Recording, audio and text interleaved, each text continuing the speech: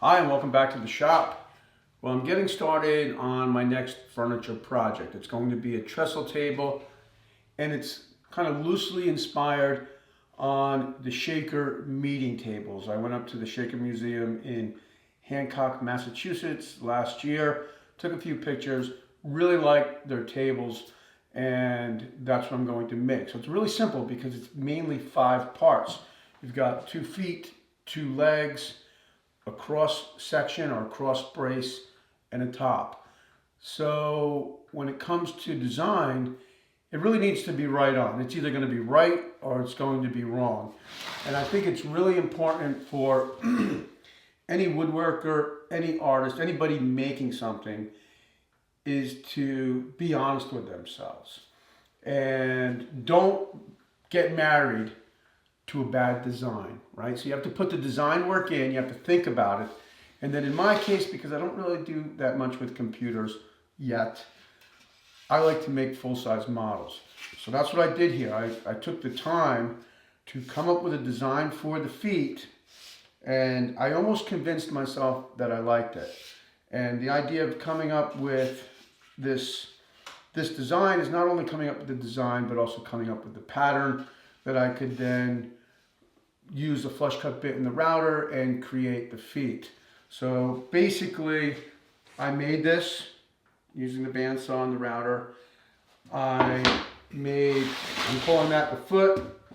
I then made the leg and put it out on the table here to look at. And at the end of the day, I was happy with it. But I really wasn't happy with it. So the next day when I walked in the morning, I realized I was just trying to convince myself of something that wasn't right, because it would just be easier to have the design part of the project done. And that's really important, to be honest with yourself, because it doesn't matter how good of a craftsman you are, what materials you're using, what kind of joinery is involved. If the design isn't good, the piece isn't going to be good. It's not going to be good tomorrow. It's not going to be good in 10 years. So I took another look at this and realized that I needed to simplify it.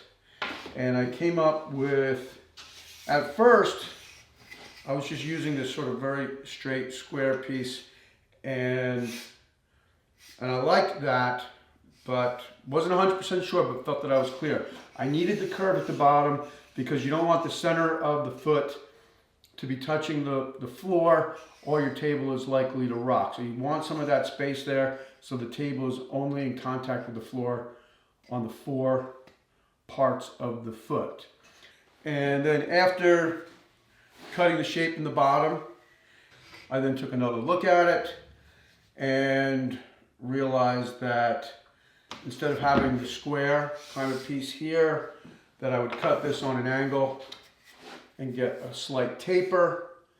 And then on the front of that angle, I used a hand plane to kind of round it off here and pull that round over to 0 a few inches from the mortise. So it's one of those things where it actually takes a decent amount of time to make these patterns and these models, and to really have the confidence then to go forward with the build.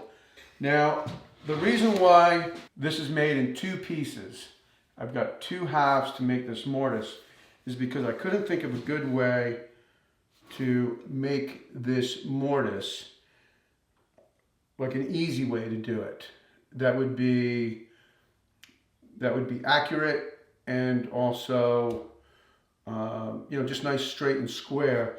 So what I ended up doing was making 2 lap joints using the table saw, and then joining these 2 pieces together. I used biscuits for alignment, and then the 2 pieces joined together make the mortise. So that's what the foot is going to look like, this side here. And I'll get to work on that probably tomorrow, because before I go any further, I want to figure out the leg. Now, the leg is probably going to have a slight taper. So you can see this was the first model, And this is not a slight taper. This is a pretty aggressive taper. And so right here where I'm tapering down, let's see, at the top, I've got 11. At the bottom, I've got 7. So that is, I think that's 2 inches. 11 minus 4 is 7. So I'll probably only taper it maybe 3/4 of an inch. As you can see how severe this looks, I think if I go from, let's say, 9 inches down to 7.5, 3/4 on each side, and then maybe round over one side a little bit, like I did at the front of this foot here, I think that that should work. Once that's figured out, I'll go ahead and, this is a kind of a short piece that's been kicking around. It's too short for the project because the piece has to go through the mortise. So I need a piece just about 29 inches, and I think that this is like 24 inches, 24 and a half. But it will be enough for me to shape it, to cut it, shape it, put it on top of the mortise, and get a good idea of how that's going to look. So this is essentially going to be, that's going to give me a good idea of how it will look, and then again give me the confidence to go forward and do all the cutting and shaping and making the tenon and everything that needs to be done. The only other big decision will be then the cross brace in the center. I've got some big pieces of white oak over here. And if you, so these are some really nice big pieces of quarter sawn white oak. If you look at the shaker table that I'm kind of basing this design off of, they have like a decorative element at the ends, which I like, but it might be too much. So I'm wondering maybe just a gradual curve at the bottom. I made sort of a gradual curve on the bottom of a walnut sofa table that I made more than 20 years ago. Maybe something like that, but not quite as severe. So if I've got an 8-inch brace, maybe 8 inches in the center and 5 3/4 at the ends, and again maybe shape it a little bit. So I thought I'd just share some of the design process that I go through when I'm starting what I consider a more important piece of furniture. So again, this is going to be a pretty substantial table, and not only do I want it to look good for the client, but I just want it to look good. I want it to look good 10, 100 years from now. So that's it for now. Thanks for tuning in, and I'll see you next time.